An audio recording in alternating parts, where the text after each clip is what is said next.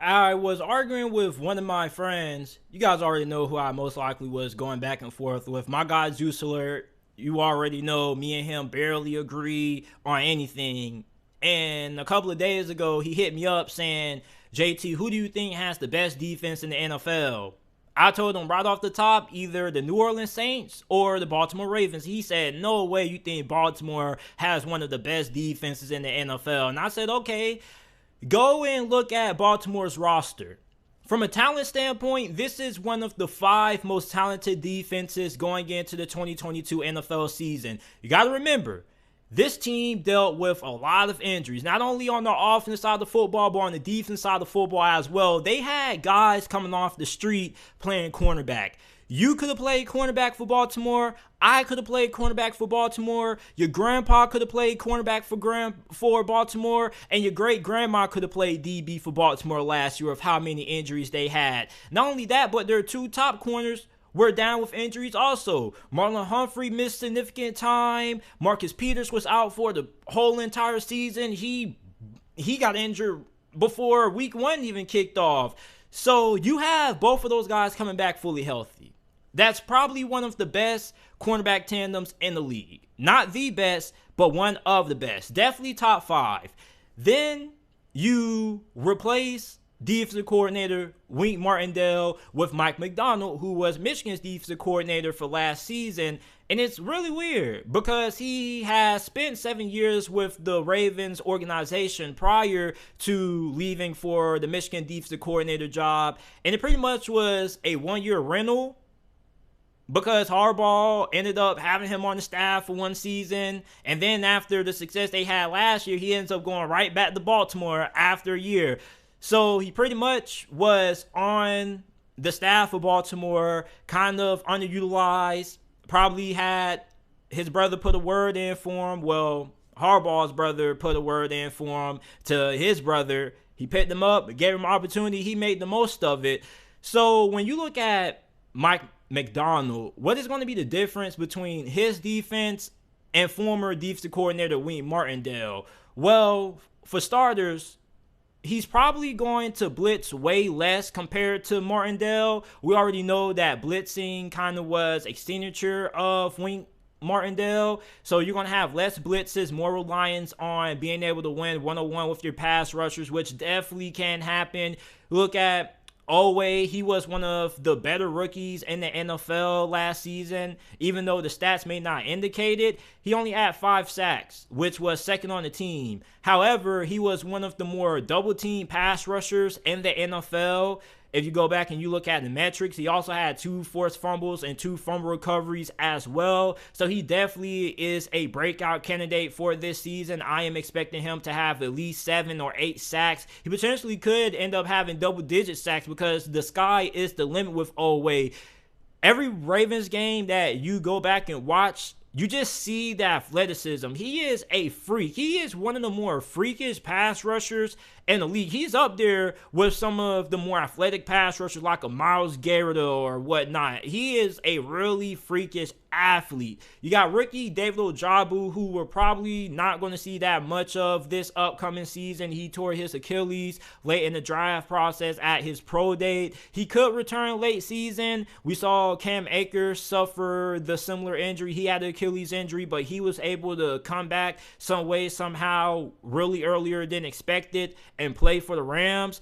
Don't know if the same is going to be with David Ojabo because we don't know the approach that Baltimore is going to take with him. Is Baltimore going to be conservative and just allow him to redshirt this year pretty much and not play?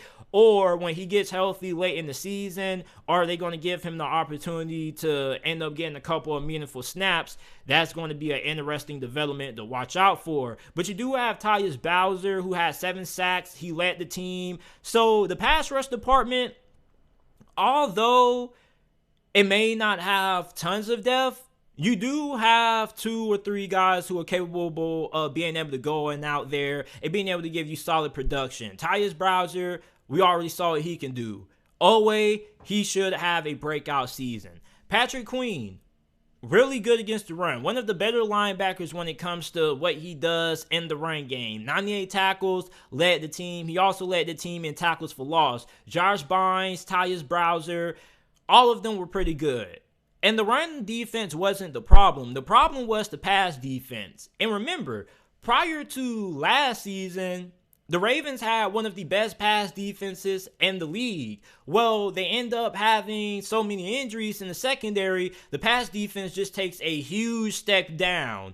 And I was kind of surprised that they part ways with Martindale, because you got to understand all of his best players were down for injuries. But maybe they just wanted a new direction when it came to the defense side of the football. On top of that, there were certain things that Baltimore struggled that were fundamental, like communication. There were many times where you would see blown coverages, missed assignments, or somebody not executing their assignment properly. And that's expected when you're rotating in so many players, when you have so many injuries. Of course, not everybody's going to come in and understand the defensive playbook and the philosophy right away. It takes a little bit of time. So with everybody coming back fully healthy, hopefully there should be way better communication this season. Then I really like what they did when it comes to the back end of the secondary. Safety is what really has me excited about this team. I'm really excited about rookie cornerback Jalen Armour-Davis, but I'm excited about Kyle Hamilton. Kyle Hamilton was hands down one of my favorite players in the draft. He was my second or third rated prospect coming out of this past year's draft class. And you look at what he did with Notre Dame, he played all over the place. He was playing a little bit downhill, inside the box, a little bit in the slot. We already know he played the safety position on the back end. Some people don't know how good he's going to hold up in coverage, but I think with Baltimore, this is probably the best place for him to land. And as a Steeler fan, I really wanted Kyle Hamilton. Some way, somehow, he ended up going to Baltimore 14th overall, and Baltimore didn't even expect him to be on the board with that selection, which is really funny. They just said we were just doing us, and then he was just there. We had no choice but to go ahead and draft him. And you pair him up with Marcus Williams. Marcus Williams is one of the most underrated safeties in the league. And when you think about him, and you think about his name, only thing that really comes up is the missed tackle that he had a couple of years in the playoffs against the Minnesota Vikings, the Minnesota Miracle. If you're still dwelling on that, please let it go. Please let it go. If you're still holding on to that missed tackle, that's similar to people from class of 2020 who are still holding on to the fact that we didn't have a senior year prom. Let it go.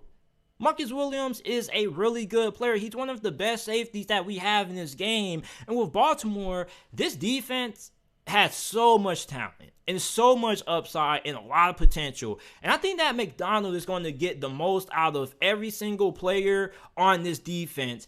And I'm not saying this as being a overly optimistic person, because this is coming from a Pittsburgh Steelers fan. I'm really excited about what the Ravens are going to do on the defense side of the football. Marcus Peters comes back, former All-Pro, former Pro Bowler. Marlon Humphrey is going to be playing at 110% this year. This pass defense was the worst in the NFL. It's quickly going to go from the worst to one of the best in the span of one offseason. They improved at the safety position. You still have Chuck Clark there. Don't know what's going to happen with him. It's expected that he's probably going to get traded or released. But if they do keep him, he will provide some really good depth. But this is a defense that definitely has the talent to be a top 10 unit. And don't be surprised if they end up being better than that. They could end up being a top 3, top 5 defense, because from a talent standpoint, this is a top 3 defense. Now, how they're going to perform from an execution standpoint on the field, that remains to be decided. But I expect this to be a really good unit. It's going to be really good against the run. You have Calais Campbell. You have Derek Wolfe. Had a friend who was saying, JT, they got old behind Calais Campbell and old behind Derek Wolfe. Like, how dare you disrespect those vets, man? So many people try to judge great players based off age. Sometimes when you have a great player, it takes them a little bit longer to regress than normal.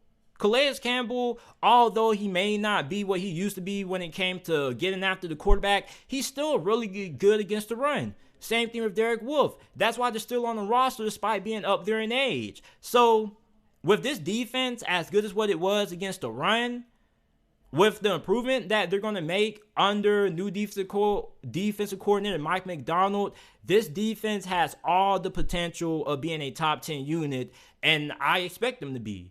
I expect this defense to be really good on third down. I expect them to be really good in the red zone, and I expect this pass defense to be way better than what it was last season. And even last season, if this defense was fully healthy and you had Marlon Humphrey and Marcus Peters at 110%, it's no telling how good this defense would have been last year. And it's kind of weird that Martindale kind of got out by the Ravens staff because of injuries, really, because he didn't have all of his pieces. We saw what he did the year prior. This was one of the best defenses in the league, but this is a Ravens defense that is really scary. Really scary. And if this pass defense ends up improving, which it should, I'm willing to bet money that it will. Oh my God. The Baltimore Ravens definitely legitimately could be in the Super Bowl conversation this year. If you don't already view them in that conversation, they're going to be there. So let me know how you guys feel about the Ravens defense down in the comment section down below, because I'm really high on this Ravens defense. I love the upside that they have. Everybody's really young. Think about it. They don't really have too many players who are projected starters who are up there in age. Other than Calais Campbell and Derek Wolfe, you got defensive tackles, Justin Matabuke, Michael Pierce. Everybody's pretty young. So with the youth that they're going to have, there is so much upside with this team. A lot. And Owe, But you guys let me know how you guys are feeling about the Ravens defense down in the comment section down below.